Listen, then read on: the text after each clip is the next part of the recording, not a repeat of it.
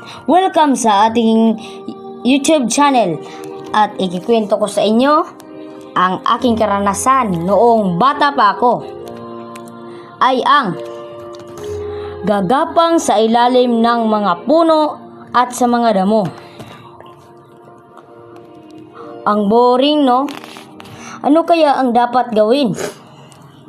Ay, alam ko na. Gagapang na lang tayo sa ilalim ng mga puno at sa mga damo. Oo nga, maganda yan. Sige, di kami dyan. Sige, simulan na natin. Maghihiwalay na lang tayo para mas maganda. Tapos, gagawa na din tayo ng bahay-bahayan. 1, 2, 3, go! Ay, dito na lang ako. Mas maganda at may mga balagon. Ha ha ha, mas maganda ang sa akin kaysa sa kanila. Matatalo ko talaga sila nito. Ay, dito na lang ako.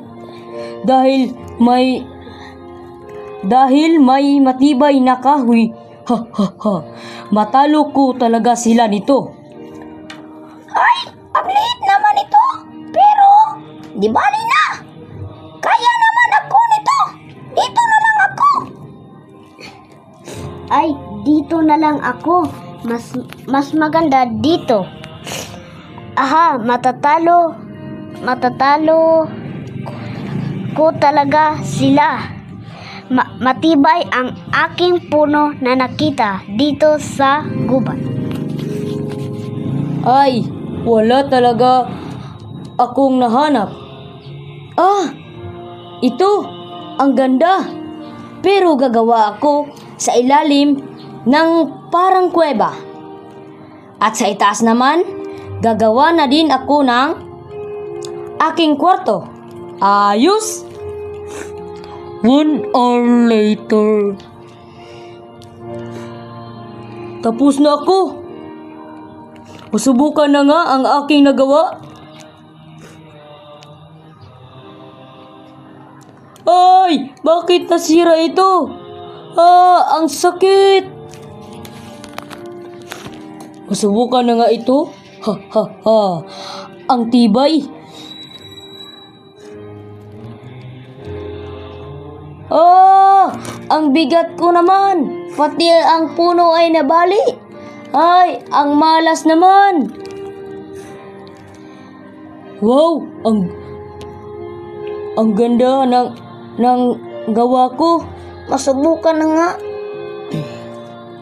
Ay! Ang lakas ng aking pagkatalsik! Sumabit pala ako sa puno ng mangga kahit ang liit ng kahoy ng aking nakita sa gubat. Yehey, masubukan na nga itong ginawa kong bahay-bahayan sa gubat.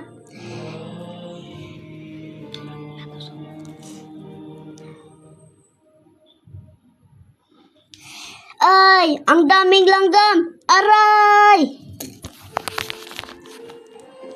Ha ha ha, masubukan na nga ito.